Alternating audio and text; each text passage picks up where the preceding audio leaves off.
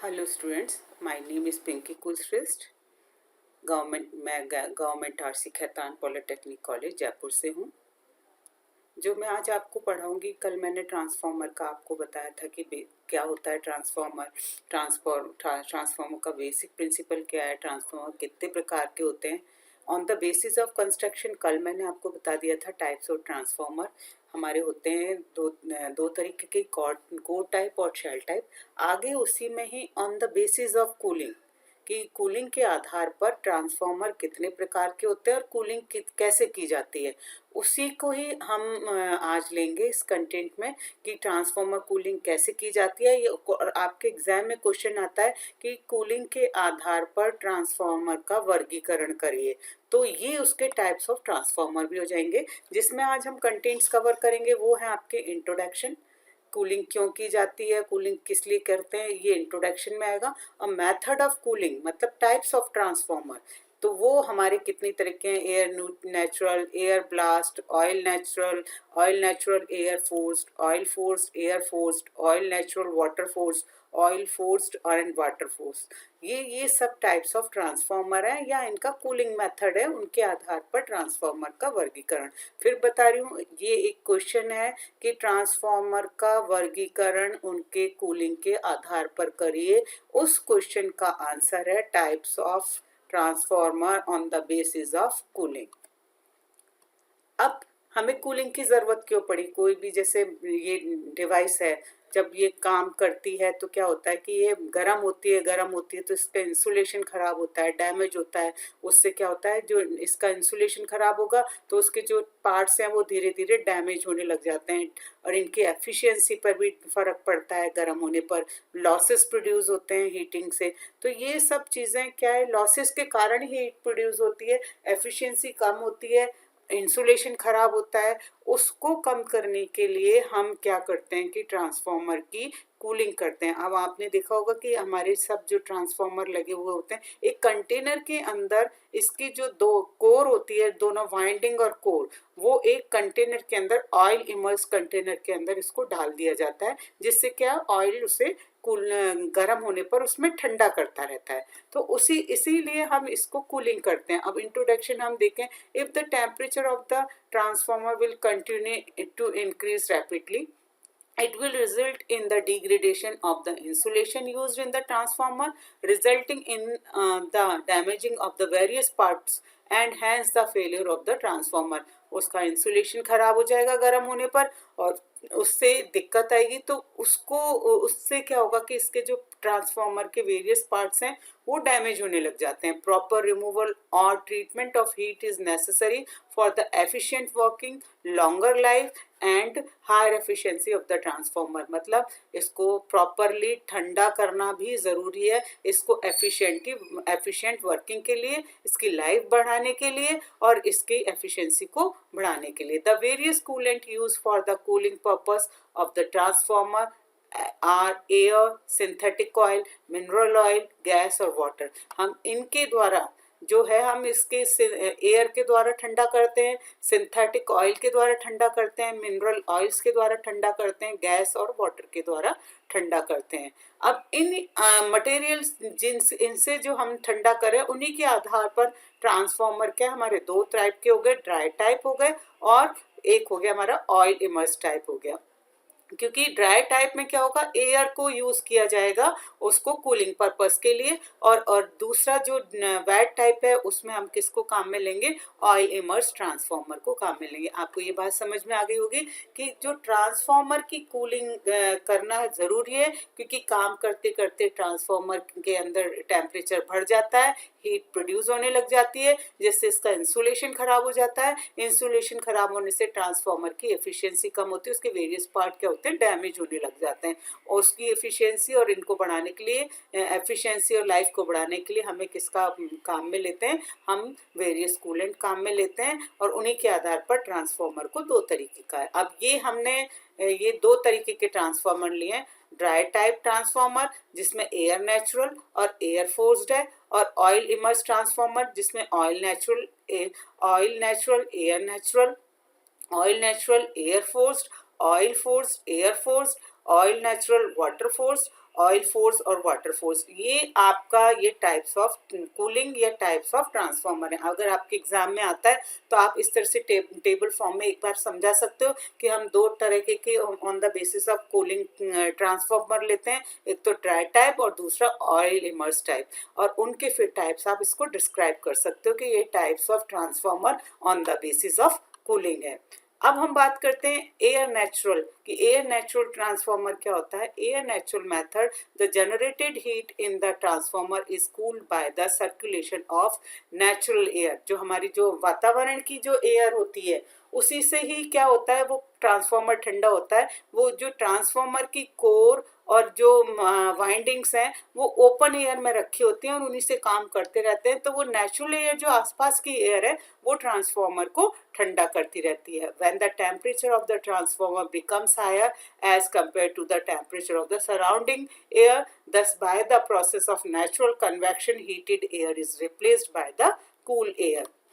This method is also known as self cooled method। इसको हम self cooled method भी बोलते हैं क्योंकि ये naturally अपने आप ही natural air से ये ठंडा होता रहता है। This method is used for cooling the smaller output transformer rating up to the 1.5 MVA। 1.5 MVA के ट्रांसफार्मर को ये ठंडा करने के लिए काम में ली जाती है।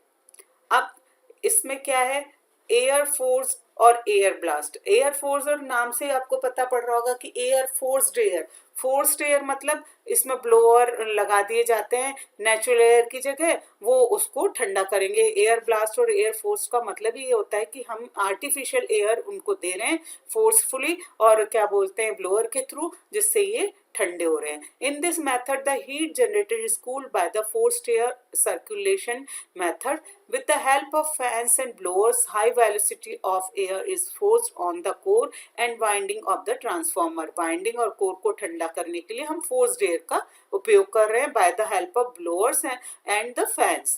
As the temperature inside the transformer goes beyond the standard safe level, an alarm is activated and the fans and blowers are switched on automatically। This method is used for transformer rating up to 15 MVA। ये 15 MVA के तक के transformer को use में लिया जाता है। इसमें forced air by the fans और ब्लोअर लिया जाता है।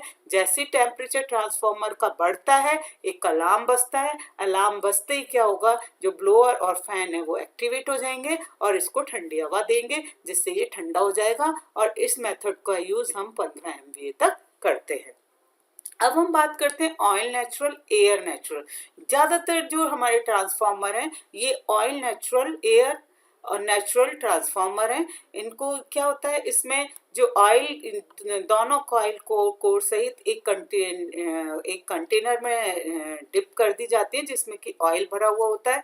अब जैसे ट्रांसफार्मर अंदर वर्किंग में आएगा गर्म होगा, गर्म होने से ऑयल गर्म होगा, ऑयल गर्म होगा ऊपर की तरफ उठेगा और क्या होगा कि ऊपर की एयर जो नेचुरल एयर है उससे वो ठंडा होगा, फिर वो ठंडा होने पर वापस नीचे आ जाएगा। ये सर्कुलेशन चलता रहता है और हमारा ट्रांसफार्मर ठंडा बना रहता है। Natural convection process is used for this type of cooling। The assembly of core and winding are placed in the oil immersed tank। एक oil immersed tank के अंदर core और winding को रख दिया जाता है। The core and winding heat up, the temperature of the oil in the transformer rises।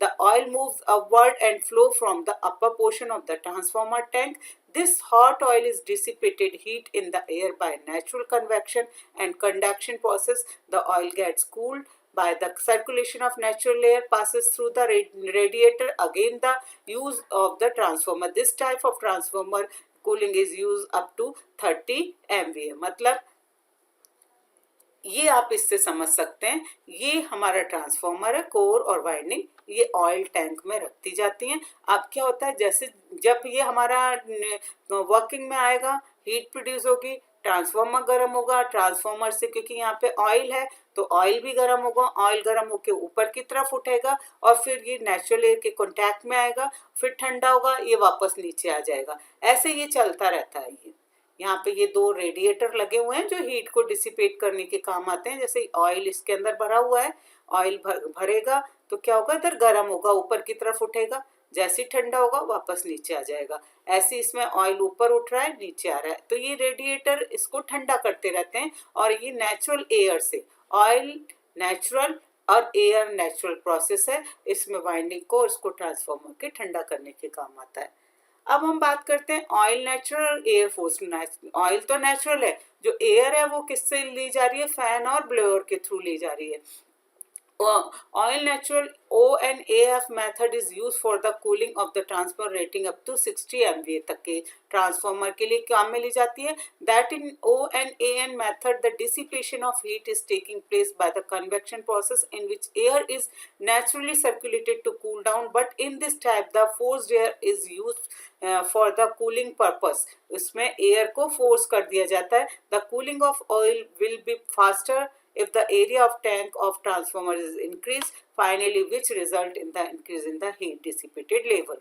As the fans and blower are installed, a high velocity air is forcefully applied to the radiator and cooling towers, which will have the cooling oil more quickly and efficiently। उसमें हमने पिछले वाले में देखा था कि इसमें ये नेचुरल एयर के कांटेक्ट में आकर होता है। अब उसकी जगह इसमें क्या करा हमने कि ब्लोअर और फैंस को लगा दिया गया, जिससे कि ये जल्दी से ठंडा हो जाए। अब इसका जो ये डायग्राम है देखिए आप, वही प्रीवियस डायग्राम है। इसके अंदर ये ट्रांसफार्मर है, ये प्लेस्ड है, इसमें ऑयल भरा हुआ है।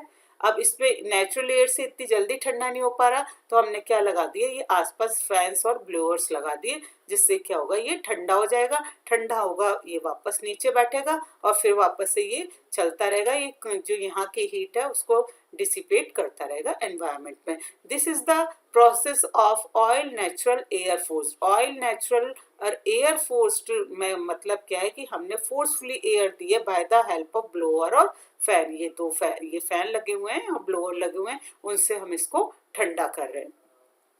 अब बात करते हैं oil force and air force. दोनों ही फोर्स हैं इसमें, ऑयल भी हमें फोर्सफुली दे रहे हैं और एयर भी फोर्सफुली दे रहे हैं। और ये as the name it says that the both oil and air are applied by the force for cooling of a transformer. इसमें ऑयल को भी फोर्सफुली दिया जा रहा है और एयर भी। The heat exchanger is installed through which hot oil is circulated with the help of pump। इसमें जब तेल गर्म हो जाएगा उसको हीट एक्सचेंजर्स में डाल दिया जाता है, वहां पर ये ठंडा होगा और ठंडा होकर फिर वापस से ट्रांसफार्मर में आएगा। Air is force to pass on the heat exchanger with the help of high speed fans। The load is increased, the generated heat will also be more, therefore the sensor gives the alarm that the dissipation of the heat is exceeded the safe value, and as a result the fans and pumps switch on automatically। The cooling takes place OFAF method। अब इसमें क्या है, ये diagram है इसका। इसमें जो oil, ये एक अलग टैंक में ट्रांसफार्मर डिप किया हुआ है, ये ट्रांसफार्मर है। जैसे ही ऑयल गर्म होगा तो क्या होगा, ऊपर उठेगा और ये एयर हीट एक्सचेंजर में चला जाएगा। यहाँ पे फैन लगे हुए हैं, इसको ठंडा करेंगे, ठंडा होगा, नीचे पंप के थ्रू वापस इसमें आ जाएगा। तो ये हीट एक्सचेंजर है। हीट एक्सचेंजर में इसमें हम क्या ले रहे हैं, एयर को ले रहे हैं। कूलिंग करने का जो माध्यम है वो हमारा क्या है, एयर है। और ऑयल इसमें ये एयर के थ्रू इसको हम ठंडा कर देते हैं। ठंडा होता है, नीचे बैठता है, वापस से ये ऑयल यहाँ गर्म होगा, गर्म होते ही ऑयल फ्लो होगा, हीट एक्सचेंजर में जाएगा, यहाँ ठंडा होगा, फैंस लगे हुए हैं, वापस से इसके पंप के थ्रू वापस यहाँ आ जाएगा और ये ट्रांसफार्मर को वापस ठंडा करने के काम आएगा। अब बात करते हैं oil natural water force. In oil natural water force cooling method the transfer core and the windings are immersed into the oil tank.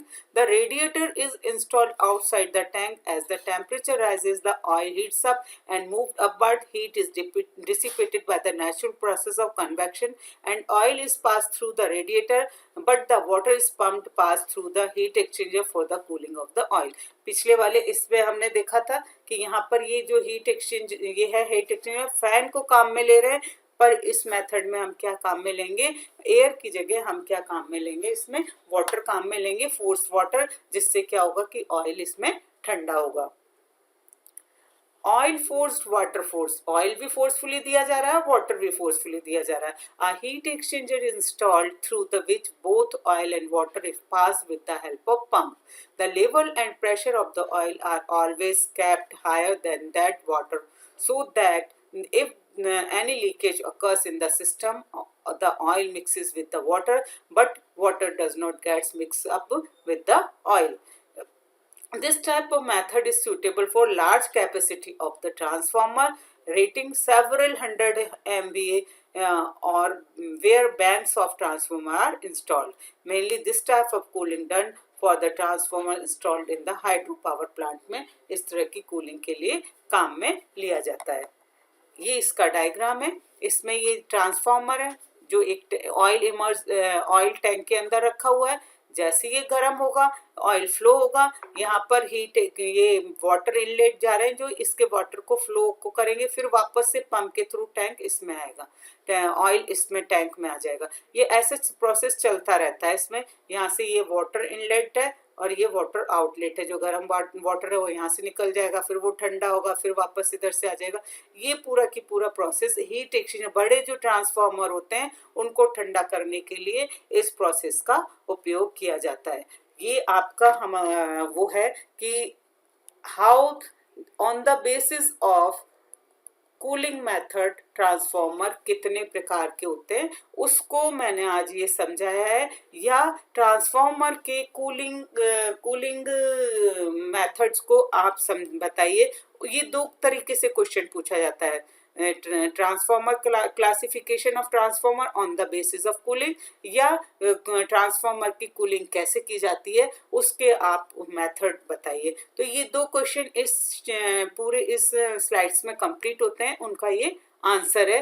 पहली बात, जब भी आप लिखें on the basis of transformer cooling method तो क्लासिफिकेशन करें तो dry type और ऑयल इमर्स टाइप, फिर उनको समझाएं. फिर उस जिस तरह से मैंने आपका ये एक एक को एक्सप्लेन कर ये डायग्राम बनाए हैं उसी तरह से आप उसको एक्सप्लेन करेंगे और डायग्राम बनाएंगे और इस तरह से इसको कंप्लीट आंसर को करेंगे. बाकी नेक्स्ट उसमें. Thank you.